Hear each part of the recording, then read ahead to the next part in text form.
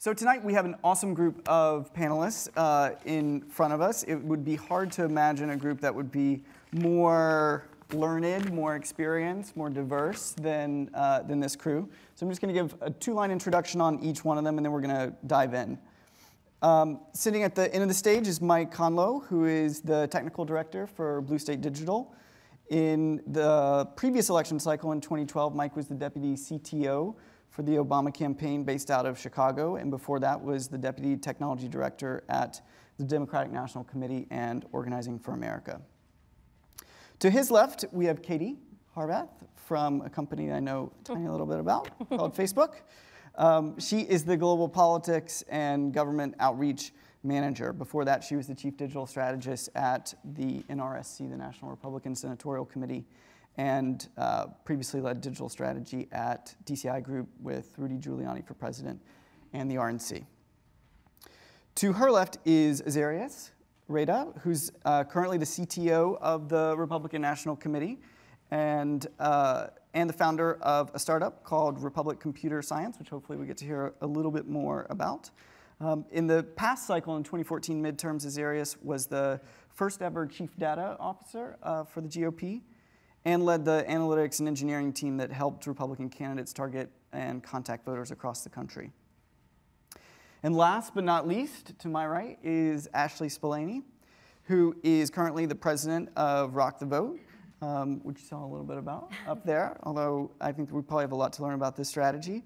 As many of you probably know, Ashley was part of the team that helped launch Turnout for What campaign this year with everybody from Lil Jon and Lena Dunham, and helped organize the process of getting 800,000 people registered to vote online. Before that, she was the leader of the Atlas Project, which is a fascinating organization that gives campaigns and organizations access to critical data and tools needed to run smart, strategic political programs. So welcome. Thank you guys for being here. So I want to jump in with a question probably for the two folks who are in the political trenches the most this cycle, Azarias and Mike. Can you guys help us set the scene? We're in the fall of 2015. The first caucus in Iowa is still months away. And yet it seems like there's so much attention on this cycle, but it's so different from 4 years ago. What's different in the fall of 2015 about how people use the internet in general, separate from campaigns from 4 years ago in 2011? And then I'm curious to get a sense of what you guys are seeing as trends, and maybe we'll start with you, Azarias, for how the campaigns themselves are starting to leverage this technology and how it feels different than the last cycle. Yeah, sure. Very happy to be here. So I think, at least speaking on the right side of the aisle, the biggest change probably has to be a state of mind that people have right now. So, I joined the RNC post the 2012 election, where a lot of conversation was going on about multiple things, one of which was how do we improve the data and technology infrastructure for supporting Republican campaigns. That has seen a lot of change over the last 4 years, and particularly this last election cycle in 2014 was kind of the experiment that a lot of campaigns had, the RNC had, in really investing in infrastructure to support campaigns. So if you look at it from our side, so there is a lot of campaigns on the Republican side running for president. They're all busy trying to win the primary. And they're not as well funded as an eventual nominee would be, so they have to be very careful about where they spend their dollars. So, and technology and data could cost a lot of money for them to invest in. So the role that the RNC plays, and I think the way we see it is we're trying to build the infrastructure that an eventual nominee would be able to take on and take advantage of without necessarily having to spend the money there. And being, one of the only organizations that can coordinate with campaigns without any limit allows us to do that. When I look at 2011, at least what I imagine was going on in 2011 versus now, is we're thinking about, and this is even a year and a half out, what are the sort of things, based on all the lessons that we learned, both from our side as well as the other side, what are the things that people would need the day they become the nominee? And building infrastructure that allows them to take it and shape it the way they want is, I think, the key difference. And we have been fortunate to be able to build this almost from scratch, which allows us to use the latest and greatest things that we know about, and a lot of us come from outside of the political ecosystem. So the party is well ahead of where it was regardless of whoever's the nominee. What I'm hearing is that the party is well ahead in developing an infrastructure that it can deliver to the that's the goal, and that's what we're working on every day. Yeah. Can you tell us a little bit about what's in that technology set and what Yeah, sure. So for example, the RNC has been collecting voter data for a lot of time, like a very long time, over 2 decades. So there's no such thing as a national voter file. Every state has a Secretary of State, or different organizations that, or some levels, county level, which collect the voter file. So we have been collecting voter data, historical voter data, voter contact information over the years. This is one of the things that the RNC has been doing well. So one of our key initiatives has been, how do we make this data easily accessible and actionable for campaigns? So what I like to call it transactional access to the voter file. So building a set of APIs that allow people to match identities from the website or from their email marketing team back to the voter file, so they can tie them together, so that they can target them better. This in turn supports a lot of applications, like canvassing applications, that then take advantage of APIs like this. And it could be as simple as introducing a set of processing tools that campaigns can use without spending a lot of money that are already available out in the marketplace. These are the kind of things that we work on. Yeah. And what are you seeing, Mike? What in terms of how, not just how the campaigns and parties are getting ready, but how do you respond to a world where people are constantly on their phones and having a very different relationship to the internet than a few years ago? Well, I think the Democratic Party has done quite a good job, going back even to 2006, of providing that same kind of core level of data and the ability for an organizer to print a walk list and make a phone call. And that's allowed the Democratic Party to work on web tools and organizing tools that are crucial to achieve that same kind of next level of innovation using that data. One of the challenges, I think, though, is that our team on the Obama campaign spent the entire cycle working on a online to offline organizing tool, the dashboard, the tool that everybody has always wanted for years, that when Chris worked on the 2008 campaign that we were also working on. And that tool doesn't exist now. It evaporated, like a lot of technology does, if it's not cared for and kept up. And so a challenge for the Democratic Party, even though we have the data infrastructure, is how do we maintain this technology cycle to cycle, and in this case, recreate this important piece of technology that everybody agrees is crucial to turning online supporters into door knockers and canvassers and phone callers. So I want to move on to social media and some other topics, but I just want to push you on that last point a little bit. Can you answer your own question?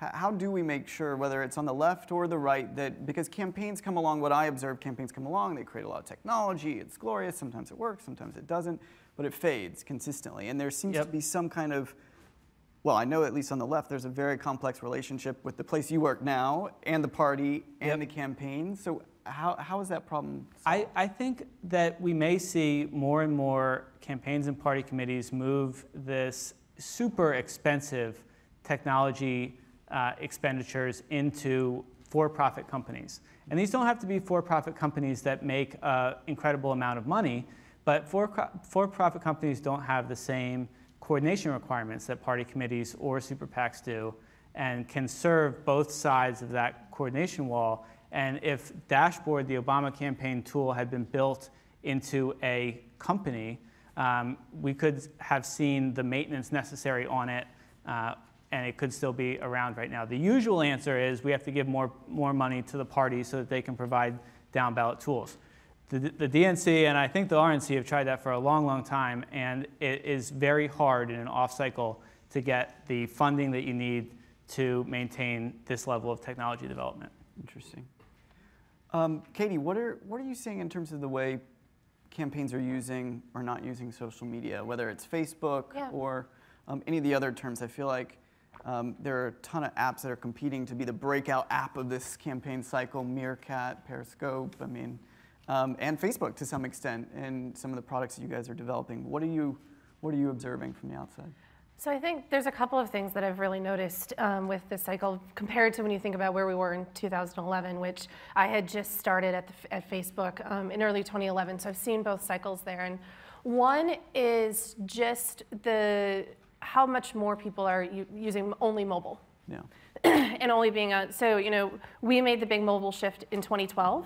Technology that campaigns were using on election day didn't exist at the start of 2012 when it came to mobile ads and all of that. And so I think campaigns who are doing a mobile first strategy, I think you're seeing that a lot more. Our targeting has become a lot more sophisticated. You can now use your voter file to target the specific groups of voters that you want to. So you can do one message to those who are your persuadables, ones who are your supporters, et cetera. But I think the final thing, and the thing that I'm most excited about, is just how much more candidates themselves are involved in creating the content that's going up on their social media accounts. They're doing it themselves, they're answering questions. I mean, Ben Carson every night goes on his Facebook page and answers 3 questions or so from his fans. That didn't happen before. It was starting to happen a little bit, but candidates now are much more involved, whether it's Facebook, Instagram, Snapchat, Twitter, you name all of them. I think they're a lot more involved, which is giving voters a much better sense of who these people are and what it's like to be on the campaign trail. Is it giving all voters that, or just the ones that support them? Because by nature of the way the Facebook page works, like I'm a Carson diehard, I'm going to see those questions and participate in it. But if I'm a skeptic... Well, I think 2 things there. One is just the fact of how much people are just getting their news and information from Facebook. So they're exposed to, and we've had, you know, our data scientists have looked at this and put out some studies that show that there really isn't as much of a filter bubble on Facebook as people think. Because the group of friends, I'm friends with Republicans, Democrats, Libertarians, like I get a lot of different news and content in my feed. So I'm exposed to to different information like that. But then I think what the candidates are doing, that's where a paid and organic strategy come in. Your organic content is probably going to go mainly to supporters, and you want them to share it with their friends, because that's how you're going to have that power of getting more people into your campaign. Because a friend says, "Hey, I really like this candidate. I think you should check this out." But then the paid strategy is how they can, if they do their targeting right and use some of our tools, can try to reach out to new voters, to get them into that fold and get them into being a fan and keep getting that content. So I think it's the ones that have that comprehensive strategy like that are able to reach both new fans as well as maintain their supporters. Yeah. Ashley, how are you guys using social media this cycle to get people excited about voting or caucusing or getting registered to vote? And I'm sure it's a massive departure from 4 or 5 years ago, but since you're new there, what are you bringing? What are you guys bringing to the table? I mean, I want to piggyback off something Katie said that I think is really important about the candidates, but also how any of us communicate, and this is true for Rock the Vote, all the artists and celebrities we work with. It has to be authentic to reach the millennial generation. This is a generation that has a low tolerance for bullshit and is really, really careful about what they consume, and they can we all self-select what we want to look at. And so communicating authentically, I think it's interesting if you look at the campaigns on both the left and the right that are getting attention from young people, Bernie Sanders, Donald Trump, who are the ones doing the communicating. And it's clear, and you can tell that Donald Trump tweets regularly, whatever he thinks. But people are responding to that because it's authentic. So I think that's an interesting point and well made. For us, I mean, the thing that is most different is actually the adoption of technology across the board. So in 2011, there were 8 states. Rock the Vote has long been sort of pioneering how to get young people to register to vote in an easier way. You know, in a perfect world, there wouldn't be a need to register to vote, but we live here. So we are trying to move that along. In the early 90s, that was the motor voter bill to allow you to vote at the DMV, to register to vote at the DMV. Over the last few years, it's been moving to online voter registration. And in 2011, only 8 states allowed you to register online. And in the last few years, we've worked with There's over 20 states have passed legislation or implemented online voter registration, which is critical. And they're now, they have a resistance to integrating with third-party applications like Rock the Vote. We have an online voter registration tool that's free to all groups, and we, the groups want to use a third-party tool so that they can collect information and then follow up and remind voters. And you see these states either not being technologically able to develop a system that allows another organization or tool to connect via API, or just politically not interested in doing it, and they're starting to move along, and we've been doing a lot of work with that. I think you'll see all of the states in the country move to online registration. I can't believe it's 2015 and that's what we're still talking about, but we're getting there. It's funny because we're having this conversation in a room full of people who understand, I think, on a different level, voting technology, and when I have this conversation in a room full of young people, the only question is, why can't I vote from my phone? Yes. So we are here. We need to catch up. You said when you respond to that, do you say give us 5 years or give us 15? I say that's a great question, and we should be asking the politicians and technology companies to start working on it. Do you think that's on the horizon though at any point? Yes, absolutely. So so far, I think the mass sort of narrative of this cycle, at least as far as I can tell, it has been the strength of, let's call them outsider candidates, or at least unexpected candidates. I mean, it's not just Donald Trump, although he's gotten an inordinate amount of attention. It's Ben Carson as well. It's Bernie Sanders. It's a group of candidates who I think most people would have never expected would be doing nearly as well as they are today, both in national polls and in polls of intended caucus goers or primary voters. To what extent do you guys think that is caused, or if not even caused, aided by social media and technology in general? Is there something structural happening, I guess is what I'm asking, in the way that we communicate today that's making it easier for non-mainstream candidates to emerge? I think the most influential source of information for any voter is their friends and family. And I think we've gotten ourselves into campaigns now are still very kind of blast focused. And so you think about somebody in California on an email list, they're going to get a lot of fundraisers now. But I don't get the sense that these campaigns are thinking about the fact that that person in California has friends and family in Iowa and New Hampshire and South Carolina that they're talking to and that they are influencing. And I think that the campaigns that are doing well now are tapping into the energy of their supporters, and that those supporters are out there both online and offline talking to their friends and family about why they support that candidate. And I think that's at least partially responsible for how quickly these candidates have taken off. Good thoughts? I remember there was this great article that Nick Carr did on Politico that talked about the evolution of the media landscape and how it allows different kinds of candidates to do well. And it was getting mentioned earlier. It was talking about when the radio came and how it kind of basically allowed a different set of, or candidates with different set of skills to emerge. And then you have television, and we're talking about the debate there. And then I think there's some point that it talks about how social media now is, for a third time, changing the context and the fabric through which people communicate. And I mean, you still got to have a lot of other points, but I think people who are naturally effective communicators in the new media, in the new context, tend to take the most advantage of it. And I think part of that could also be explained. Mm-hmm, mm-hmm. I think another major thing that just about everybody on the left or right would agree is a trend in the cycle is the explosion of money. And the number of super PACs that exist and the amount that they've raised is just totally unprecedented. How do you guys think about the super PACs at Facebook? They have so much money, but I have almost no visibility into what they're doing with technology at all. Yeah. Whether it's email lists, online fundraising, social media work.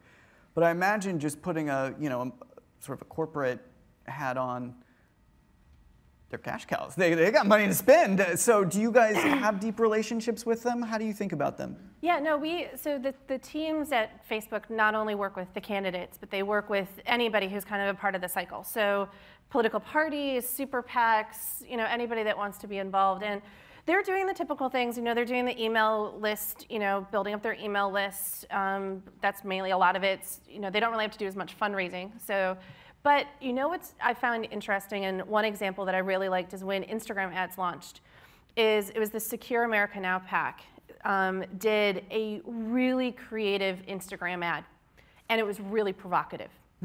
It was, I believe, about the Iran deal, but it was a picture of a skull, and it had protesters and all that, and it was a very provocative image, but it was very well done, very creative. And to be honest, I was shocked it came from a political super PAC because we're not necessarily known as, political, aren't necessarily known as places that have this like a really great creative talent. But it was something that I think was very pleasant to see, and they knew how to play to the Instagram platform in a way that they weren't just taking what they were doing on Facebook and other social media and trying to shoehorn it into a new medium. And I think that's what you're seeing, whether it's Instagram, Snapchat, et cetera, because the super PACs have more money. Yeah. They are able to experiment with these platforms a little bit more. And I'm impressed by the fact that they are really thinking about, okay, what works best to be a Snapchat filter versus what works best to be an Instagram ad or Facebook ad. Yeah. The same super PAC did something with Snapchat on the same, it was on the Iran deal, and they had a national filter where you could insert a picture of your face, like how are you responding to the bad Iran deal? And so, which is interesting, so they're tailoring to each platform an authentic message for them. I think the hard thing about this is going to be is that when you look at the ground game and all of that, and trying to, because you can't have that coordination between the super PAC and the candidate, you are going to lose some of that authenticity. Yeah. So campaigns can't just turn around and hand over everything to the super PACs, and I think it's going to be really hard to just hand over all of your grassroots and everything to them, because you can't do that type of coordination. But they're going to be big players, and I think they are, just like they did last cycle. They're probably going to help keep some candidates afloat that otherwise would have had to drop out much sooner. Yeah. It's fascinating, too, because it connects back with what Mike was saying earlier about building infrastructure inside of campaigns and the parties. And now that there's like this fourth, there's the campaigns, the parties, the for-profit consultants, and now the super PACs. In some sense, you wonder if the super PACs might be the instigator for a lot more infrastructure building, because they can pay for it, and they can pay for it over the course of cycles and have it right. The campaigns can take $2,700 right now in the primary, right, whereas the super PAC can fund some of these hugely expensive technology initiatives. Yeah, and it's kind of surprising to see the evolution of some of the super PACs, where they are getting actually a lot more creative, and they're getting efficient with technology. So I'm surprised to see some of the hires that some of the newer super PACs are making that are aligned with campaigns, doing the same kind of analytics, doing the same kind of infrastructure, using the same kind of infrastructure with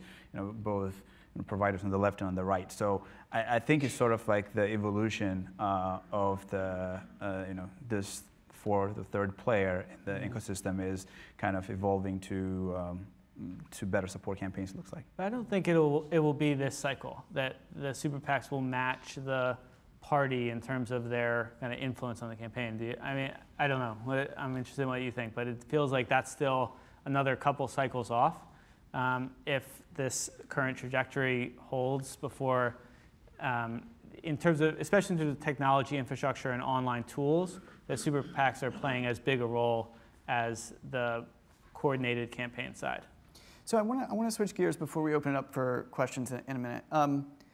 Ashley, can you talk a little bit about how some of the best issue advocacy organizations that you see, you've sort of held you see a lot of different groups in addition to the one that you run using technology. Can you talk about what the best ones, how they're adapting to technology? We can use Rock the Vote as an example. I would imagine that there might not even be any program at Rock the Vote that wouldn't be grounded in social media, or maybe I'm just wrong and there's still $10 million a year going to TV ads that actually really work. If you find that, let me know. Yeah. How does it work for you guys? Or what do you see are the best issue advocacy groups doing? You know, there are, I think, for us, a huge part of our program is meeting young people where they are. It is so important that we have this thing that we sometimes do in politics where politics is over here and everyone else is over here, and we try to bring them to us in the political space. And that's the opposite of what Rock the Vote has always tried to do. It's going to where they are. You know, as you see these ads from the 90s, it was actually quite straightforward. We went to MTV. It had the highest concentration and almost like cornered the market on under 30 population. Now we need to go to all of the different platforms that young people are on. And so with us, you know, we just launched a really big partnership with iHeartRadio that has 225 million listeners, 70 million users of the app. And, you know, and it's incredible and it will reach a lot of people. And it's also one of the places that we will need to partner with because young people are everywhere. Yeah. And I think that the groups that are finding partnerships and taking advantage of the platforms that do exist, that people are already on, you know, we talk a lot about the sort of big 3 or 4, you know, big platforms. You have to factor in Tumblr and Reddit, and you know, we're working with Hello Giggles, which reaches the Skim. We did on National Voter Registration Day, which was last week. We worked with 2,100 partners, and in a 20-hour period, registered 30,000 people online. Hugely due to the partners that we were working with. Tumblr in 2014, they changed their logo to be a flag at the little period at the end of the logo to be a flag, and in a 12-hour period registered 25,000 people, 50% of which were under the age of 25. So we need to just spend more time going to where young people are and getting the message out. I mean, my entire goal at Rock the Vote, I mean, we have a civic participation problem in the country, both partly because we are not exposing enough people on a regular basis where they already are to the messaging of it's important to participate, here's the tools to make sure you do it, and also we just need to be doing a better job making it cool, like we did in the 90s. Like, it is something you want to participate in. It is, you know, we want young people to want to share information about politics across these channels and these platforms, and not be nervous about it, scared about it, disinterested about it, because it's so important. So audience, I'm coming to you for questions, so get them ready. While you guys are getting up and coming to the mics, I'm going to ask one-word answers from you guys, or not just one. What is the breakout app, technology, flashy object thing this cycle so far? Starting with you. And I answered, not Tinderization of politics. An inverse, the negative Tinderization. Okay, you can explain that later, but we're going to keep going around while you guys are getting ready. I'm really excited to see what happens with 360 video and VR. Oculus, virtual reality, all that. I'd say real-time access to voter data and analytics data. Okay. And I'm going with my last answer, which is getting into more places that already exist. We did something with Grindr, so to your Tinderization, Grindr on National Voter Registration Day, and it was really successful. So Tinder is up next. Interesting though that you guys, so no like particular apps or thing. You think those are like overhyped media headlines? I have to say, I hate this question. Like, don't you get asked it all the time? I do, Absolutely. and that's why I hate it. Because it's like the question when people are like, oh, it's either Facebook or email, or it's Twitter or Facebook, or it's Snapchat and this, and it's like, the best campaigns are using all of them. Totally. And so it's hard to say, and plus too, like, I mean, the number of articles that came out of South by Southwest about how it was going to be the meerkat election, and we were so far away from November. And I think about 2012, where I mentioned earlier, we had technology that existed on election day that didn't exist at the beginning of that year. So I think it's just, I think the reason none of us said one is just that there's not going to be just one. Well said. And my vote is for the Night News Challenge winners, because I have seen them present and they have amazing ideas. Yeah. So we'll hear a little bit fingers about that. Crossed. All right, so let's go to the audience. Who's got questions, comments? Just raise your hand, the mic will come to you magically up here. Hello. First of all, I think that Rock the Vote has done a great job and continues to do a great job of attempting to get young people registered. But to me, the problem isn't just about getting young people registered to vote. It's actually getting them to vote.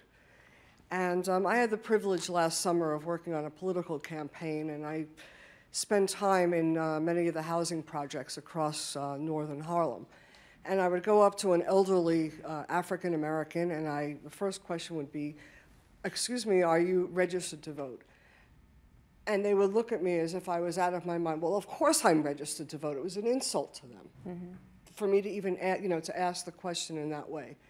And then I would approach a young person in the same project, and their response to me was, "Why should I bother?" So to me, there's a failure in the community in the messaging between the older population and the younger population. And I think that for all the technology that's out there to inspire young people to vote, there's a huge failure in terms of the messaging and imparting the meaning of the meaning of being of participating in voting. What are your thoughts on that? You know, we talk a lot about registration because it is the technology-based thing that we do, but my #1 goal is to not add a single registrant who does not vote in the next election. We do a robust turnout program, but I agree with you, and I would counter a little bit with young people are voting, and they are doing it every single day.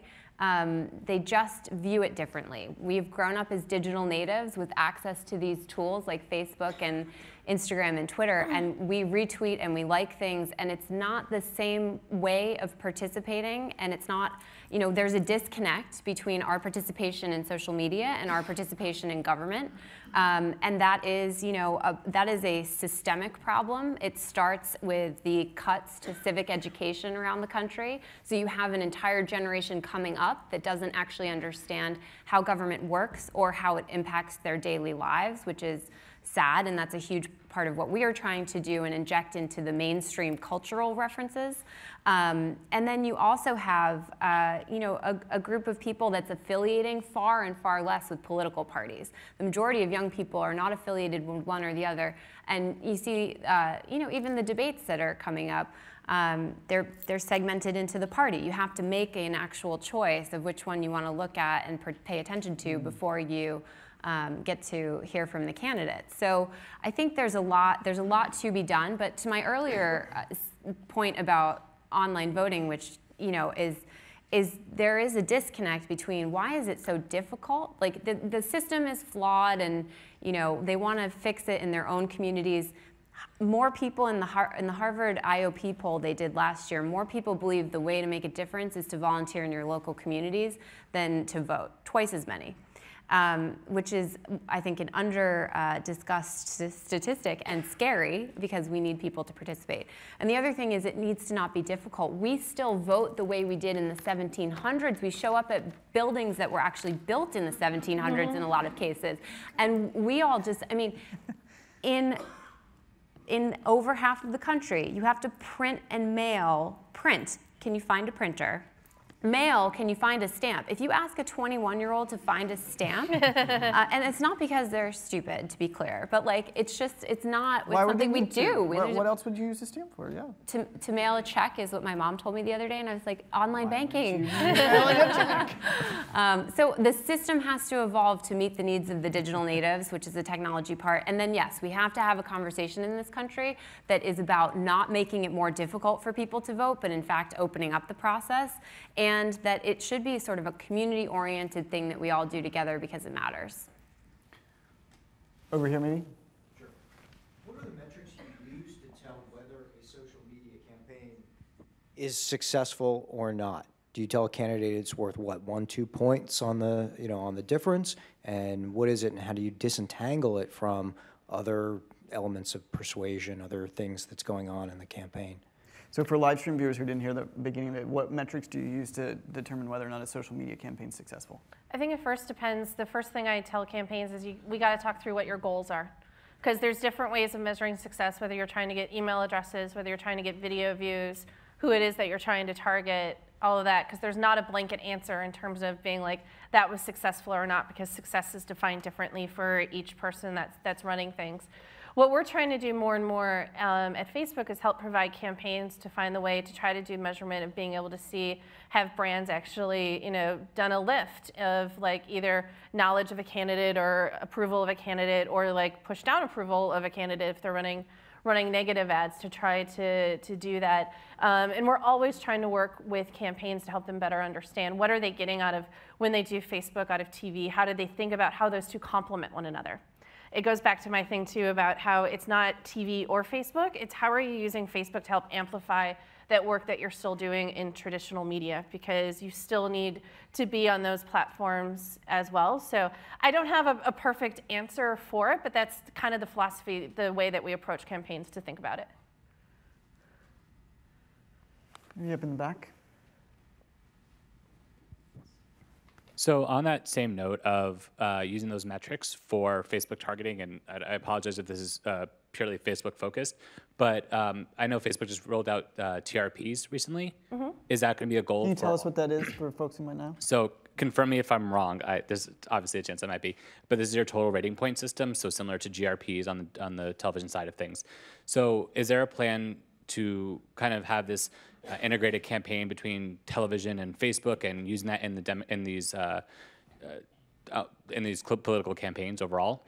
Yeah, I mean that's our ideal, is that we're working with campaigns so that they having this system that they're like is very similar to one they're used to, that they've used forever to buy TV, to help them understand the value that they're getting from Facebook. And we want them to be, we don't want them, the TV strategists, to be sitting in one corner and the digital team in another corner, not talking to one another about what the media strategy is.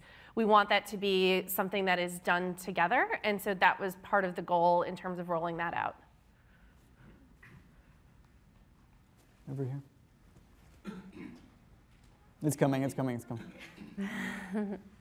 Do you think at the presidential election level, ultimately, all this mobilization that we talk about, do they really matter?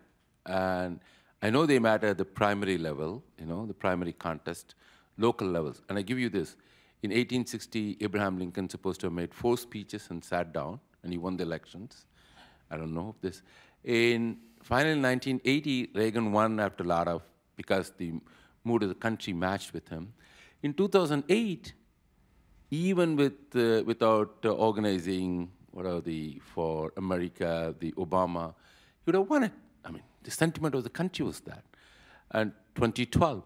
So my point is, at the presidential level, at the national level, doesn't matter what media you use, what technology you use, what platform you use over decades, over centuries, it's a match of the mood of the country and the personality and the person at the right time at the right place.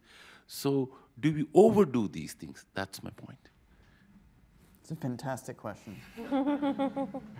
I'll try part of it, and I might ask for help on other parts. But the number of voters that are deciding elections, the last few, is very, very small.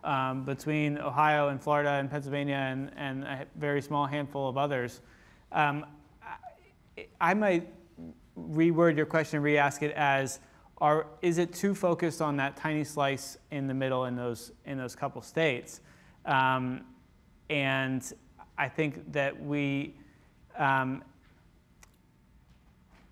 maybe I'll leave it there and ask for help on the rest. So I think, first of all, campaigns have more than one goal. So in addition to votes, dollars matter. So even if you are targeting a large set of people in California, if you're getting money from California, that's probably a good thing to do. And it helps you target better the people that you need to in order to win the election. So I think that's one part. And when you look at least the Republican side of the aisle, or you look at who the voters are, Republicans typically, at least at any level, need to run more of a persuasion campaign where they need to identify it's not a set of people in one geographic area that you need to turn out. It actually needs to be more precise. That really depends on analytics and targeting and finding people in a county, wherever they are, across the county. So even if it's in those states, I think it does matter. But at the end of the day, I like the word that Harper uses, which is just amplifies, and it helps you do things better. It's not going to save your campaign. And there are, even already in the primary cycle, we have seen some campaigns that were doing technology great, but are not there anymore because it's not going to save your campaign, but can really amplify things you do. All right, I think we have time for one last question. Maybe go up here.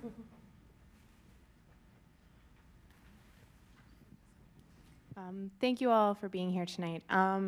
My question is looking at the power of technology. We got really excited about it being this disruptive thing in the civic tech movement, that we were going to change the way that we were participating in elections, that we were returning to direct democracy. And now we hear that parties are using technology in new, interesting ways. Super PACs are using technologies. Corporations are using technologies in new, interesting ways. And I was wondering if you could comment on what is the potential that remains for the disruption of technology in the voting sector. Do we still see it as something that's disruptive, or is it we've now come to a new equilibrium in that everyone's using it, and so we're seeing a lot of the same I don't want to call it manipulation of voting or manipulation of democracy, but a lot of the same things that we were hoping that civic tech would help us to avoid? I think that the important thing to remember is that with any technology that's being used is that there's people behind it. And I think there's always opportunities for people to use the new technologies, build new technology that can be disruptive, can do, whether it's organizing friends around something, and it could be political, it could be not, but I think that, tech encompasses a very big thing, and now what you're seeing is like new, not only apps, but again, you think about like virtual reality or these other things, like you can experience, CGI made it so that the Clinton Global Initiative, you can actually go experience what it's like in Africa right now. That's disruptive to me. That's like changing people's minds of what it's like. That could change candidates' minds who might not go to some of these places, but they see who these people are and they want to make that kind of change. So I guess what I would say is, yes, I do think that it can still be disruptive, but it's not going to be the technology.